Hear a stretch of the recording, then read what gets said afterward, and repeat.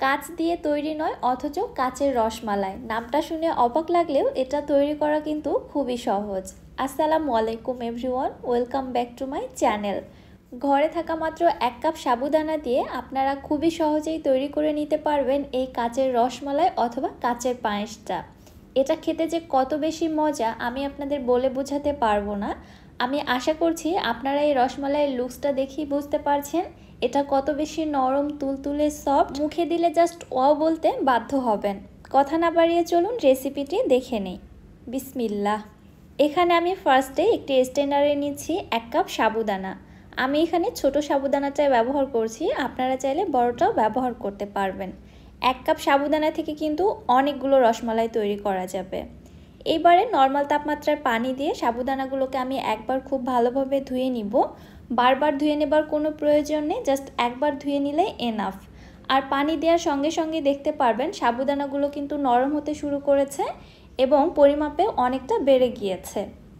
একবার সাবুদানাগুলোকে ভালোভাবে ধুয়ে নেওয়ার পরে স্ট্রেনারটা আমি পানি থেকে উঠিয়ে নিচ্ছি এবং কিছুক্ষণ অপেক্ষা করছি সাবুদানা থেকে অতিরিক্ত এক্সেস পানিটা খুব ভালোভাবে ঝরে যাওয়ার জন্য। আমি অন্য একটি বাটির উপর স্ট্রেনারটা রেখে দিচ্ছি যেন পানিগুলো খুব ভালোভাবে ঝরে যায়। এই সাবুদানাগুলোকে পানিতে ভিজিয়ে রাখার কোনো প্রয়োজন নেই, জাস্ট ভালোভাবে ধুয়ে নিয়ে পানিটা ঝরিয়ে নেওয়ার পরে অন্য একটি মিক্সিং বোলের মধ্যে ট্রান্সফার করে নিচ্ছি। দিয়ে দিচ্ছি এর মধ্যে 2 টেবিল চামচ গুঁড়া দুধ, 2 টেবিল চামচ চিনি এবং 1/4 টিস্পুন লবণ। এইবারে আমি সব কিছু সাবুদানার সঙ্গে খুব ভালোভাবে মেখে নিচ্ছি। মেখে নেওয়ার সময় এই মিশ্রণটা অনেক বেশি স্টিকি মনে হবে, তবে ভয় পাওয়ার কিছু নেই। কিছুক্ষণ এইভাবে মেখে নিলে সাবুদানাগুলো একটি ডোতে পরিণত হবে। মেখে নেওয়ার পরে হাতটা খুব ভালোভাবে আমি পরিষ্কার করে নিচ্ছি, পরবর্তীতে রসমালাইগুলো তৈরি করতে যেন হাতের মধ্যে আর লেগে না আসে। এবারে পরিমাণ মতো মিশ্রণ নিয়ে আমি ছোট ছোট রসমালাইয়ের বল তৈরি করে নিচ্ছি। আপনারা আপনাদের ইচ্ছে মতো ছোট অথবা বড় করে বলগুলো তৈরি করতে পারেন, তবে খুব বেশি বড় না করাই ভালো, ভেতরটা তাহলে কুকড হতে প্রবলেম হবে। আমি ঠিক এই সাইজের মিষ্টির বলগুলো তৈরি করে নিচ্ছি। আর হাতের মধ্যে ঘি মেখে নেওয়ার ফলে দেখুন বলগুলো হাতের সঙ্গে একটুও লেগে আসছে না, খুব ইজিলি তৈরি করা যাচ্ছে। সবগুলো মিষ্টির বল যখন তৈরি করা হয়ে গিয়েছে আমি চলে যাচ্ছি চুলাতে। চুলায় একটি প্যানের মধ্যে নিচ্ছি আমি 1 কাপ লিকুইড দুধ। দুধটা আমি আগে থেকেই জাল করে রেখেছিলাম, দেখতে পাচ্ছেন দুধটা কতটা ঘন। ফ্লেভারের জন্য এর মধ্যে দিয়ে দিলাম 3টি সাদা এলাচ, মুখগুলোকে ফেটে দিয়েছি। এবারে নেড়ে চেড়ে দুধের মধ্যে একটি বলক উঠিয়ে নিচ্ছি। দুধের মধ্যে বলক আসার পর জাল করে আর দুধটা বেশি ঘন করব না, কারণ সাবুদানার মিষ্টিগুলো সেদ্ধ হতে অনেকটা সময় লাগবে, সেই সময় দুধটা ঘন হতে থাকবে। আমি সবগুলো সাবুদানার বল দুধের মধ্যে দিয়ে দিচ্ছি। এবারে আলতো হাতে নেড়ে চেড়ে দিতে হবে, এছাড়া সাবুদানার বলগুলো কিন্তু প্যানের তলাতে লেগে যাবে। খুব বেশি জোরে সোরে বা তাড়াহুড়া করে নাড়াচাড়া করা যাবে না, খুব আলতো ধীরে নেড়ে চেড়ে দিতে হবে, কারণ এই পর্যায়ে সাবুদানার বলগুলো কিন্তু অনেক বেশি সফট হতে শুরু করেছে। আর কিছুক্ষণের মধ্যেই দেখুন সাবুদানার এই বলগুলোর কালারটা কিন্তু চেঞ্জ হতে শুরু করেছে, আগের তুলনায় অনেকটাই স্বচ্ছ হতে শুরু করেছে, ঠিক কাচের মতো।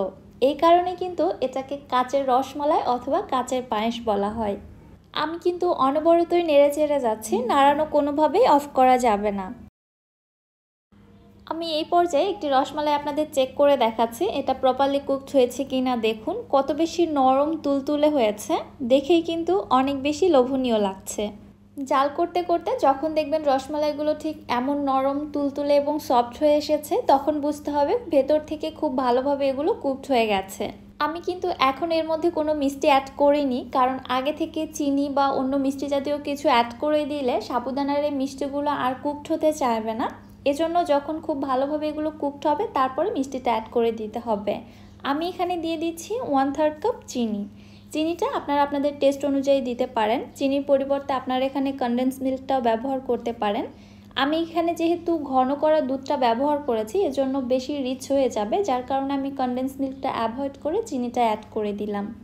চিনিটা দিয়ে দেওয়ার পরে আমি আরও 2 মিনিটের মতো জাল করে নিয়েছি। এখন আমার কাচের রসমালাইটা একদমই রেডি হয়ে গিয়েছে, চুলা থেকে নামিয়ে সার্ভ করে নিয়েছি এবং এটা খাওয়ার জন্য প্রপারলি ডান। দেখতেই পাচ্ছেন মাশাআল্লাহ কাচের পায়েসটা কত বেশি লোভনীয় হয়েছে। সাবুদানার রসমালাইগুলো যেমন স্বচ্ছ কাচের মতো হয়েছে, তেমনি দুধের মালাটাও হয়েছে রসমালাইয়ের মতোই ক্রিমি। অনেক ধরনের রসমালাই অথবা পায়েসই তো আমরা খেয়েছি, তবে এটা একটি ডিফারেন্ট টেস্টের পায়েস অথবা রসমালাই, যেটা আপনারা একবার খেলে বারবার বানাতে চাইবেন। এছাড়া আপনারা যদি একবার কাউকে খাওয়ান, সে তো আপনার কাছে রেসিপি জানতে চাইবেই। আমি একটু আপনাদের ক্লোজলি দেখাচ্ছি রসমালাইটা কত বেশি নরম, তুলতুলে এবং সফট হয়েছে, জাস্ট দেখুন। ডেকোরেশন করার জন্য উপর থেকে আমি কিছু পেস্তা বাদাম কুচি এবং কিছু কিশমিশ দিয়ে দিচ্ছি। আপনারা আপনাদের ইচ্ছে মতো যে কোনো ড্রাই ফ্রুটস দিয়ে ডেকোরেশনটা করে নিতে পারেন। আশা করছি আমার আজকের এই ডিফারেন্ট টেস্টের রসমালাই রেসিপিটি আপনাদের কাছে অনেক বেশি ভালো লেগেছে।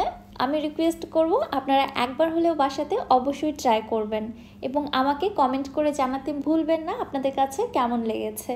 রেসিপি ভালো লাগলে যারা আমার ইউটিউব চ্যানেল থেকে ভিডিওটি দেখছেন, চ্যানেলটি সাবস্ক্রাইব করে পাশে থাকা বেল আইকনটিতে ক্লিক করে রাখবেন আমার পরবর্তী ভিডিও নোটিফিকেশন সবার আগে পাওয়ার জন্য।